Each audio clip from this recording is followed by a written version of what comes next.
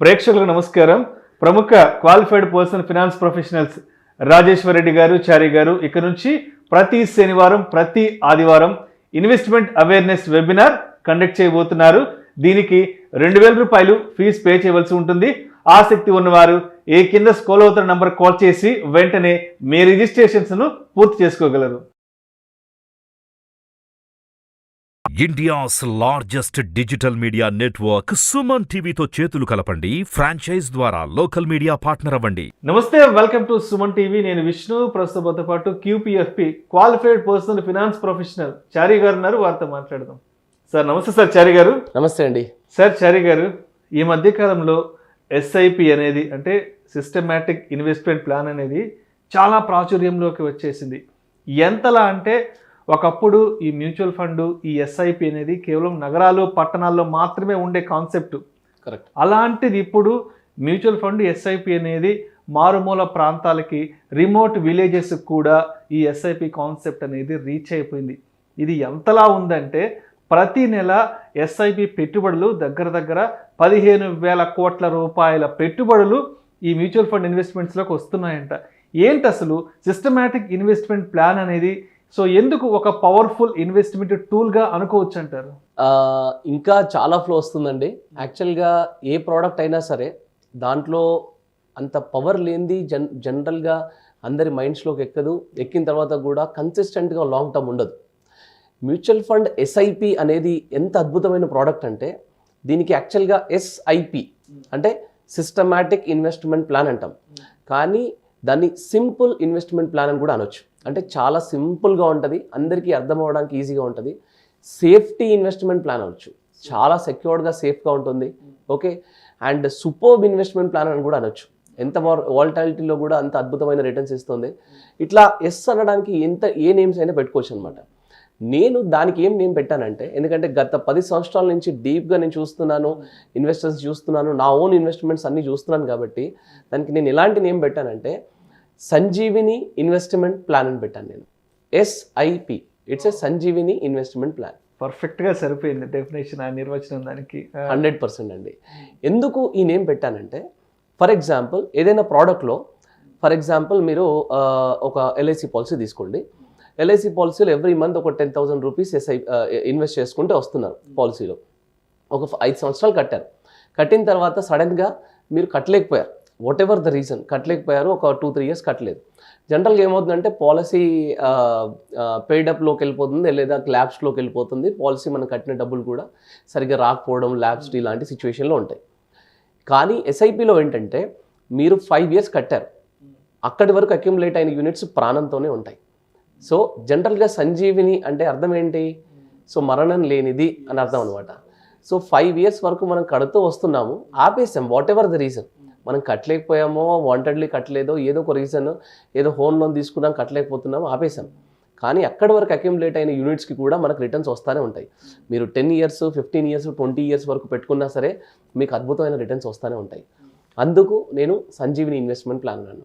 ఇంకో రీజన్ ఏంటంటే, ఈక్విటీలో మనకి ఎస్పెషల్గా మ్యూచువల్ ఫండ్స్లో బిగ్గెస్ట్ కరెక్షన్స్కి వెళ్తే 2008 is the biggest correction. Okay, 2008లో ఏం జరిగిందంటే, జనవరి 2008లో బబుల్ అంటే సెన్సెక్స్ 20,000 పాయింట్స్లో ఉంది. మీరు ఆ రేషియోస్ ఏవి తీసుకున్నా, PE రేషియోస్ అని, ఈ రేషియోస్ అన్నీ ఏవి తీసుకున్నా సరే, ఎర్నింగ్ రేషియోస్ అన్నీ కూడా పీక్లో ఉన్నాయి ఆ టైంలో. సో మార్కెట్ క్రాష్ వచ్చింది, వరల్డ్ వైడ్ రెసెషన్ వచ్చింది, మార్కెట్ బాగా డౌన్ అయిపోయింది. సపోజ్ ఎవరైనా జనవరి 2008లో 1,00,000 రూపాయలు ఫర్ ఎగ్జాంపుల్ ఒక మ్యూచువల్ ఫండ్లో ఇన్వెస్ట్ చేస్తే, అక్కడి నుండి మార్కెట్ డౌన్ అవుతూ 50-55% కరెక్షన్ అయింది. 55% అంటే ఆల్మోస్ట్ సెన్సెక్స్ 20,000 నుండి 9,600 పాయింట్స్కి డౌన్ అయింది. ఓకే, ఇప్పుడు ఆ 1,00,000 రూపాయలు కాస్త 50,000 అయ్యాయి. మళ్ళీ మార్కెట్ రికవర్ అయింది.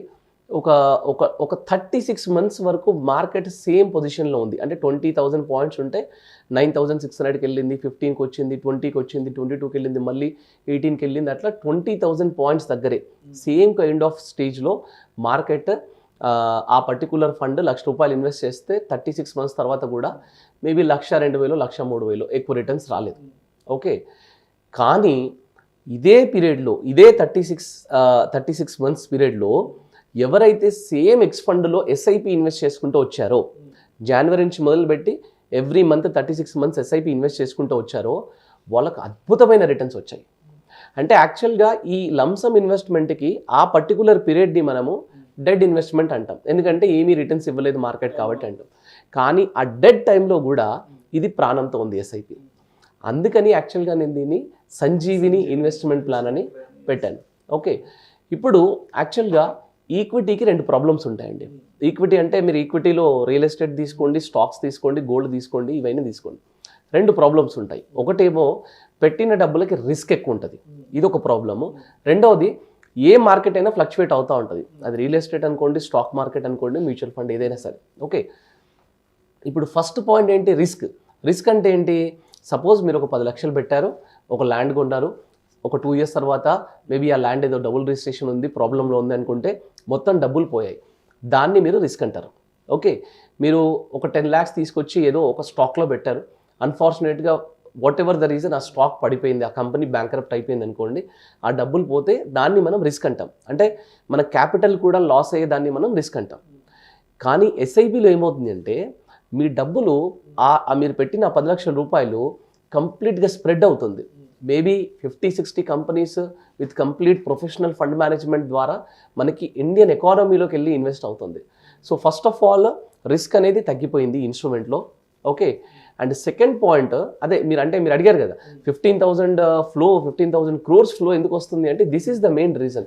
ఫస్ట్ ఆఫ్ ఆల్ జనాలకి ఎక్కడ నమ్మకం వస్తుందంటే నా డబ్బుకి ఏం కాదు అనే దగ్గరనే ఫస్ట్ ఆఫ్ ఆల్ నమ్మకం వస్తుంది. ఎస్ఐపిలో రిస్క్ ఎందుకు లేదు అంటే diversification is very high. Okay, రెండవ పాయింట్ ఏంటంటే మార్కెట్ వాలటాలిటీ ఉందని చెప్పాను, రెండో రిస్క్. ఈ ఎస్ఐపి ఏం చేస్తుందంటే ఈ మార్కెట్ వాలటాలిటీని అడ్వాంటేజ్గా తీసుకుంటుంది. ఫర్ ఎగ్జాంపుల్ ఇప్పుడు చూడండి, స్మాల్ క్యాప్స్ అద్భుతమైన రిటర్న్స్ ఇస్తాయి అని అంటున్నారు అందరు. ఎందుకు స్మాల్ క్యాప్స్ అద్భుతమైన రిటర్న్స్ ఎందుకు ఇచ్చాయి? ఎక్కువ ఎస్ఐపిస్లో ఉన్న వాళ్ళకి ఎక్కువ అద్భుతమైన రిటర్న్స్ ఇచ్చాయి.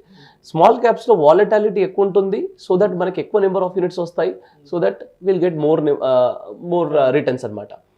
అందుకని ఎస్ఐపిస్లో రెండు ప్రాబ్లమ్స్ ఈక్విటీలో ఉండే 2 ప్రాబ్లమ్స్ని ఎస్ఐపి మనల్ని డౌన్ చేస్తుంది కాబట్టి మనకి అది అద్భుతమైన ఇది. ఓకే, ఇంకోటి అసెట్ క్లాస్ విషయానికి వస్తే ఏమవుతుందంటే మీరు చూడండి, ఇండియాలో 90% of families ancient ancestor properties వస్తున్న వీళ్ళు ఉన్నారు కదా, తాతయ్య గారి ఆస్తి తండ్రికి వచ్చింది, తండ్రి ఆస్తి కొడుకు వచ్చింది, అట్లాగా ఆస్తులు ఎలాగైతే వస్తున్నాయో రేపు పొద్దున ఈ మ్యూచువల్ ఫండ్ ఎస్ఐపిస్ కూడా ఇలా వెళ్ళే ఛాన్సెస్ చాలా ఉన్నాయండి. ఫర్ ఎగ్జాంపుల్ మీకు ఒక ఎగ్జాంపుల్ చెప్తాను చూడండి. సపోజ్ మీరున్నారు, ఇప్పుడు మీ ఏజ్ ఎంత? 30 రైట్. సపోజ్ మీరు ఒక 20,000 రూపీస్ ఎస్ఐపి స్టార్ట్ చేశారనుకోండి. 20,000 రూపీస్ ఇంటూ నెక్స్ట్ 20 years మీరు ఇన్వెస్ట్ చేస్తారు. 240 months ఇంటూ మీరు 20,000 ఎస్ఐపి అంటే 48 lakhs మీ ఇన్వెస్ట్మెంట్ అవుతుంది. మీరు ఏం ఉద్దేశంతో కట్టారంటే నాకు ఏదైనా రిటైర్మెంట్కి పనిచేస్తుందిలే అనుకుని కట్టారు. ఓకే, ఇప్పుడు ఆ 48 lakhs వాల్యూ కాస్త ఎట్ ద రేట్ ఆఫ్ 10-12% రిటర్న్తో అరౌండ్ 1,99 lakhs అంటే రఫ్లీ అరౌండ్ 2 crores. ఆ టైంలో మీరు ఏమనుకున్నారంటే నాకు వేరే రిటైర్మెంట్ సోర్స్ ఉంది, నాకు రెంటల్ ఇన్కమ్ ఉంది, లేదా నాకు పెన్షన్ వస్తుంది, నాకు ఈ 2 crores నేను టచ్ చేయాల్సిన అవసరం లేదు, నేను ఇది పిల్లలకి ఇచ్చేస్తాను, నాకు లెగసీ లాగా ఉంటుందని అనుకున్నాను అనుకోండి. పిల్లలు ఏం చేస్తారు? సో మా నాన్నగారు ఆస్తి నేను వదిలేస్తాను, ఒక 20 years వరకు నేను టచ్ చేయను అనుకుంటారు.